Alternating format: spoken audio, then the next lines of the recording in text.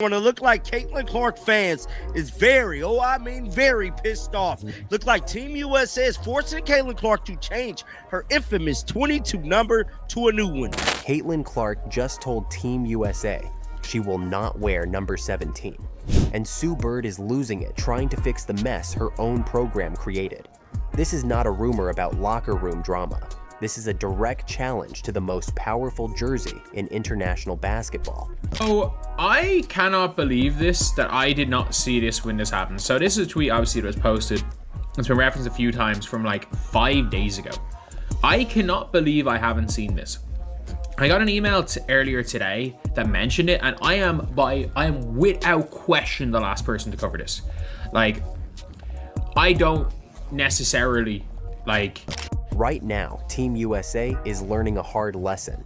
You can snub a player, you can overlook a player, but you cannot control the biggest star the sport has ever seen.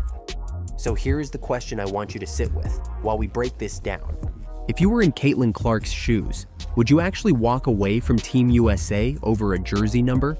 Or is this the moment where the new face of basketball has to stand her ground, even if it means war with a legend like Sue Bird? Let us rewind to how this even started. Team USA announces a December training camp. Well, let's talk about USA basketball. Did a video yesterday afternoon late that Caitlin Clark is among a number of participants that's headed to the senior training camp for Team USA. Now, I would assume, right? Oh, they've learned all kinds of lessons after failing to put Caitlin Clark on Team USA during the Olympics, by the way, of which the guy that runs the 2028 Olympics, he come out and said he thought it was a terrible idea leaving her off the team. Adam Silver said, hey, I think this was an opportunity that they could have had to have grown women's sports. On paper, it is simple. Bring the best players in the world to one gym. Test lineups for the next World Cup and the LA Olympics. Finally, give Caitlin Clark an honest shot to take over the national team. Fans are hyped. The camp list drops. And buried in the details is one line that changes everything. Caitlin Clark will not wear number 22. She's been assigned number 17. At first, people think it has to be a mistake. There is no veteran wearing 22. The number is just sitting there, empty. No one name is bigger than Caitlin Clark.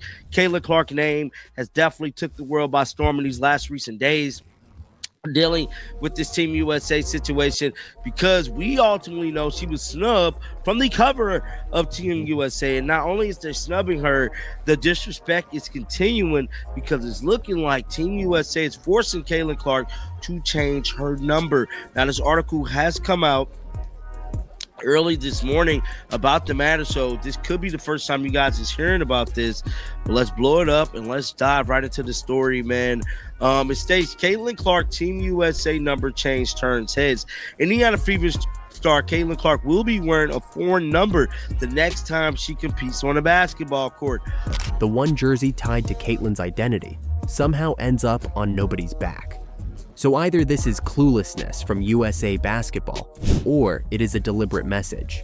You are not bigger than the system. Reports say Caitlin's response is simple. If she cannot wear 22, she is not coming. No long speech, no media tour, just a line in the sand. And this is where Sue Bird comes in. Sue is not just a retired legend. She is the managing director of the program. Her job is to build culture, protect the brand, and make sure these camps run smooth. Instead, she is watching the biggest star in the sport basically tell her, I do not need you as much as you need me. Does I said NBC should have been furious that she was not on the Olympic team. They might have shattered potentially actual Olympic basketball records, maybe outside of the old Dream Team kind of records, right? Back when television ratings in general were just higher because there was no streaming services, yada, yada, yada. But you get my point. It'd have been a huge rating. Instead, they continue to treat Caitlin Clark like she's a leper. What are we doing? Behind the scenes, the story is that Sue Bird is furious. She is calling people. She is trying to calm coaches down. She is trying to convince Caitlin's camp this is not personal, that numbers are just numbers. But the internet has already decided this is personal, because to Caitlin Clark and to her fan base, 22 is not a random pick. It is the number that followed her from childhood to Iowa to the Fever. It is on every poster, every shirt, every highlight compilation. When people think of women's basketball right now, they think of a white 22 pulling up from the logo. That number is a brand. It is an identity. So when Team USA strips it away while leaving the jersey empty, it does not feel like a small paperwork issue. It feels like control. It feels like the old guard testing the new star. We can move you wherever we want. You will still say yes. Except Caitlin, for once, is not saying yes. The moment fans see number 17 next to Caitlin's name, the backlash is instant.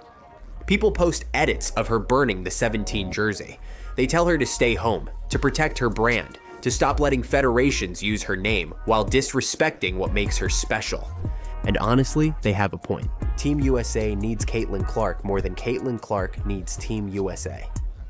With her, they get record ratings, sold out arenas, new sponsors, and kids wearing USA jerseys again. Without her, they are still great at basketball, but culturally, they look stuck in the past. So this fight over a number is really a fight over power. Is the player serving the program, or has the program reached the point where it must serve the player who brings in the new generation of fans? Now imagine the two paths in front of them. Path 1. Caitlin stands firm. She refuses number 17. She skips camp. Sue Bird doubles down and says no one player is above the team. Short term, Team USA looks strong. Long term, they look petty, and the relationship with the most important player in the sport may be damaged for years. Path 2. Team USA quietly walks this back. A new graphic drops. Caitlin Clark, number 22. Official. The statement is buried. The spin is that it was always the plan, but everyone watching knows what really happened. The old guard blinked. Either way, this is bigger than a jersey. This is the moment where we see if USA Basketball understands the future of its own game. Here is my take. Caitlin Clark should not have to fight this hard for something so basic. You invite the biggest star in the world to your camp. You do not hand her a random number and expect her to smile for photos. You respect what she has built.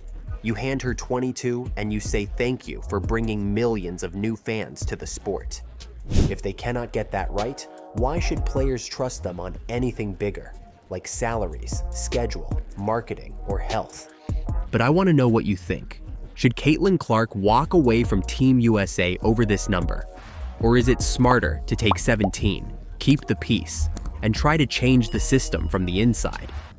If you are still watching, drop keep 22 in the comments, so I know you made it to the end and you are riding with Caitlin in this fight. Caitlin Clark and her decision, I not only respect it, but I wholeheartedly support it. You know, a lot of people say that Caitlin Clark moves the needle. That is wrong. She is the needle. Caitlin Clark might be ready to walk away from the WNBA. Right now, there is a number floating around in private calls and boardrooms. $150 million, not in fake social media money, in real cash, equity, and power. If Caitlin would start her own league with you, I'd give her $100 million and I have as many billionaires as you needed to start a league. If Caitlin did her own league, do you know what you would want to see her do? She'd have people lining up, including myself, and she would put the WNBA out of business. I really do believe that. It is being tied to one idea. Give Caitlin Clark a way to escape the league that underpaid her, failed to protect her, and then expected her to smile and carry the whole thing on her back. Well, I think I did this same video last year, and now we have the 2025 version of the highest paid female athletes of 2025. Now, for the sake of this channel, we're going to obviously focus on Caitlin Clark. By the way, of the top 15 female athletes that made the list, Caitlin Clark was the only WNBA athlete that landed on the list. The WNBA thought they owned Caitlin.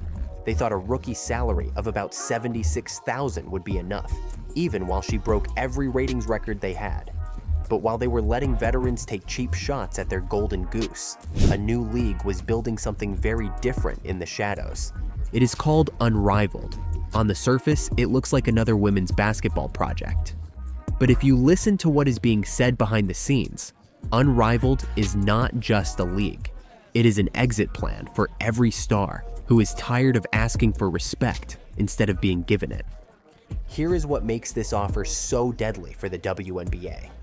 Unrivaled is talking about money in a different language, not a small raise on a 4-year WNBA deal. They are talking about a reported $150 million package built on 3 pillars. A real salary that matches her drawing power, equity in the league itself, and long-term control over her own image and marketing. That is not just a contract. That is a key to the front door. Think about what Caitlin lived through in her rookie year. She packed arenas in every city. She pushed TV numbers into Super Bowl territory for a regular season women's game. Caitlin Clark is the cash cow. She is box office. When she plays, the ratings go up, revenue goes up, interest goes up. When she doesn't play, it plummets. 36% drop in the ratings for All-Star Weekend for the WNBA a few weeks ago. Last year, she didn't miss a game. This year, she missed 17 games. This is a person that everything she touches with women's basketball turns to gold. They didn't have chartered jets until she arrived. She arrived, they had chartered jets 2 weeks later. Families who had never watched a WNBA match before were suddenly planning road trips around her schedule. Yet on the court, she was treated like a target, not a treasure. Hard fouls, cheap shots away from the ball. The league office watched all of this and did almost nothing. Now put yourself in Caitlin's shoes. On one side, you have the WNBA, low wages at the start, questionable protection, old guard politics. On the other side, you have a brand new league saying, we will pay you like the global star you already are, and we will give you a piece of the empire you help us build. That is not greed. That is self-respect. This is why people are calling it the LIV golf moment for women's basketball. The PGA Tour thought tradition and loyalty would be enough to keep golfers at home. It was not. When life-changing money arrived, players left. You get one career, you get one body, you get one shot at generational wealth for your family. Caitlin is 22. She already carries an entire sport every time she steps on a court. And the system around her has sent a very clear message. We want your ratings. We want your ticket sales. We want your jersey numbers. We do not want you to change how power works in our rooms. You see her at this event, you see the kind of noise that this is making, you see that this is trending on social media, you see that SportsCenter, Bleacher Report, all of these places, every media outlet is covering this, and you don't say anything. That's what we were talking about this whole season. We were correct. The fans that were saying that the WNBA seems to be trying to quiet the noise of Caitlin Clark, not letting her shine to her full ability, and not, in turn, not helping your own players in the league, we were right. And this event proved it because the LPGA did literally everything correct. You can see it in more than just the WNBA season. Look at the Team USA drama. When a legend like Cheryl Miller says out loud that certain people never wanted Caitlin on that roster, she is not talking about talent. She is talking about fear. Fear that a young star will outshine the veterans. Fear that sponsors and cameras will follow her first. Fear that the old hierarchy will crumble if she is allowed to sit at the main table. I'm going to be honest because it needs to be said. I can relate to that young lady, and I felt for her. Mm-hmm. I know what it's like to be hated. I know what it's like to be a black woman and hated because of my skin color. Yeah. I can't imagine this young lady, I don't want to use hate, but despised. Mm-hmm. And people just having, she brought some on herself a little bit because she's cocky for a good reason. Mm-hmm. Confident. And I love that about her.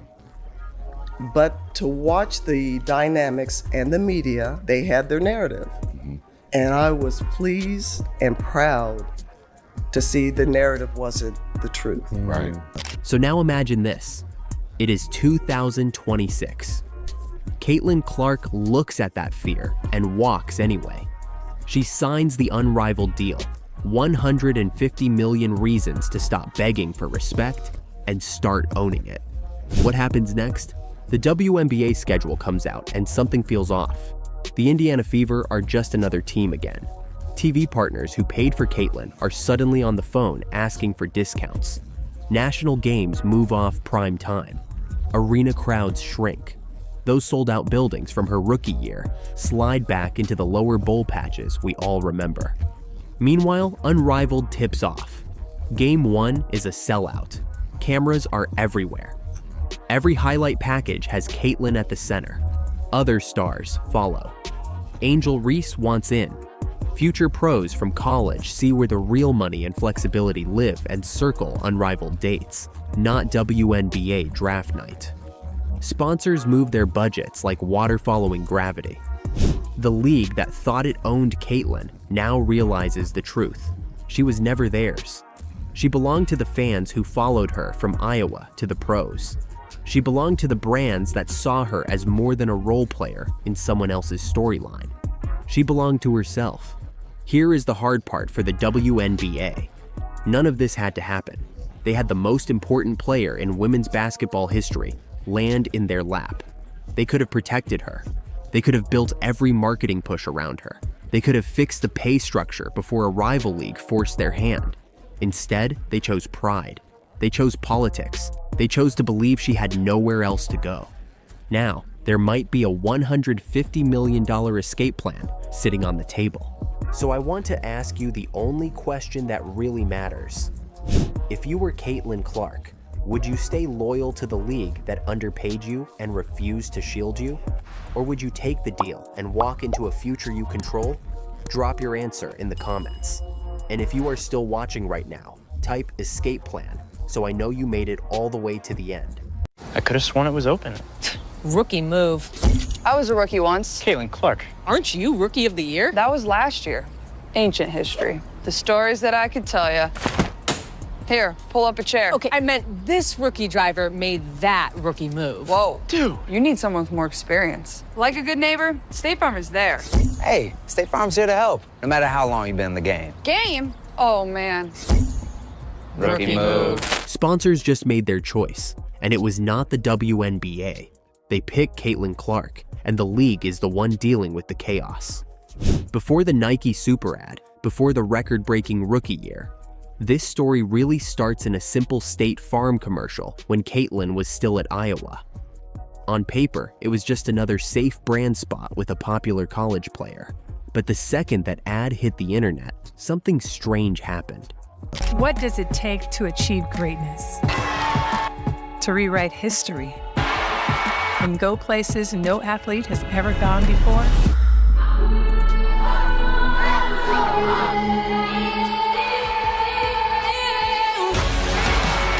It takes passion, heart, and a community that's there for you every step of the way.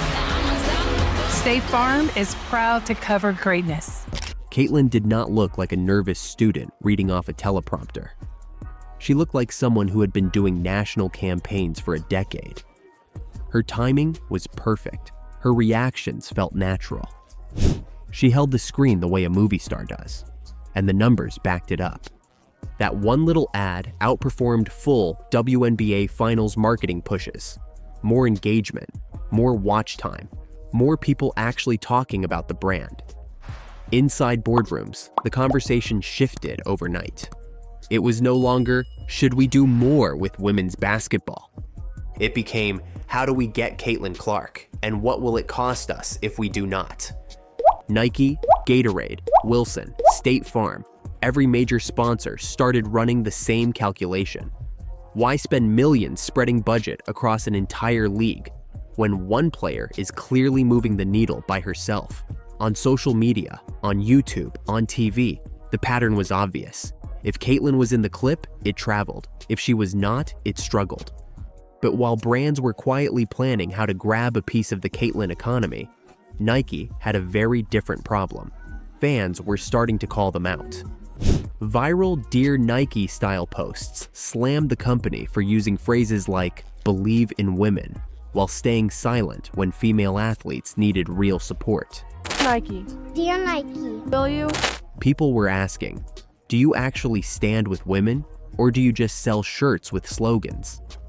At the same time, the one player everyone wanted was a woman they could not afford to mishandle. Caitlyn was becoming the face of an entire generation.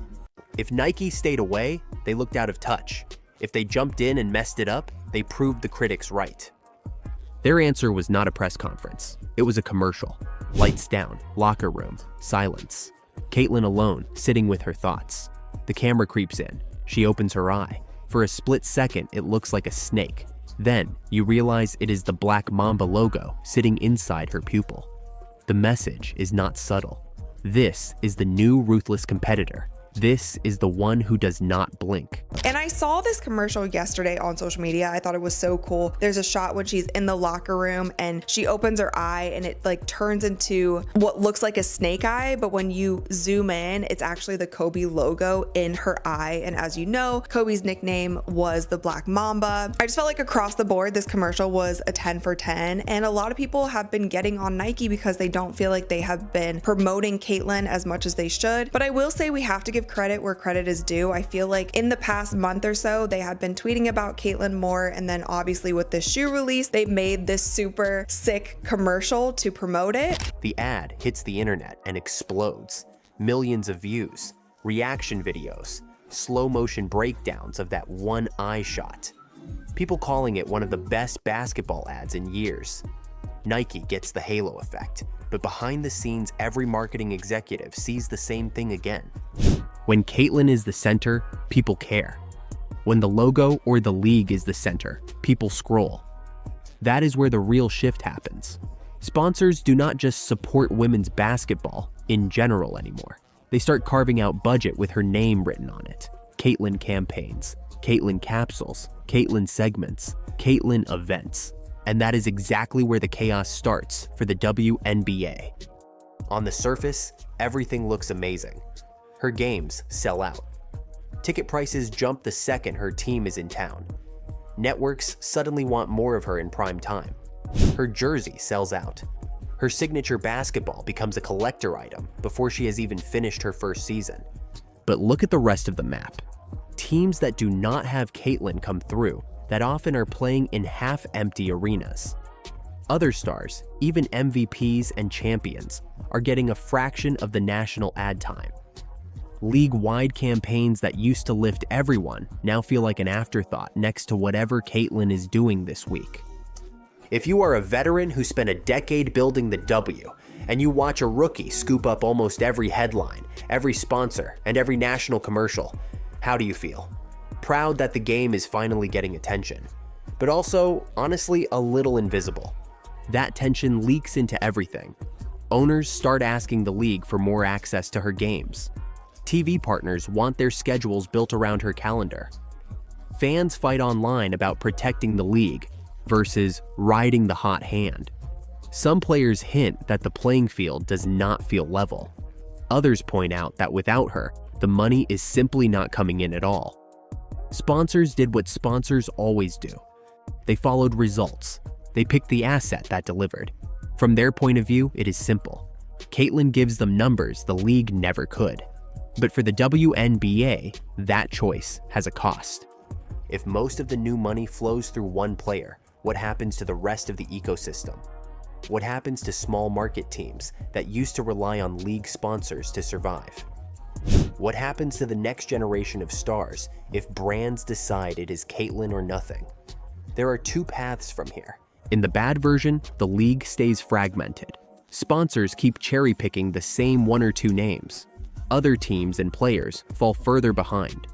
Resentment grows.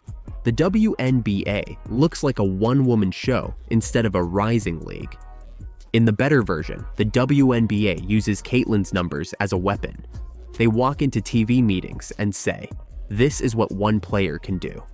Imagine what we can do if we build real rivalries, real storylines, and put more stars in the spotlight." They negotiate smarter deals. They package games in ways that force attention on the whole product, not just one player. Here is the uncomfortable truth. Sponsors did not just pick Caitlin Clark over the WNBA. They picked clear results over a struggling brand. Now the league has to decide whether to fight that or to use it. If you were running the WNBA, what would you do? Would you build almost everything around Caitlin Clark and ride the wave? Or push back and try to spread the spotlight, even if it means leaving some money on the table?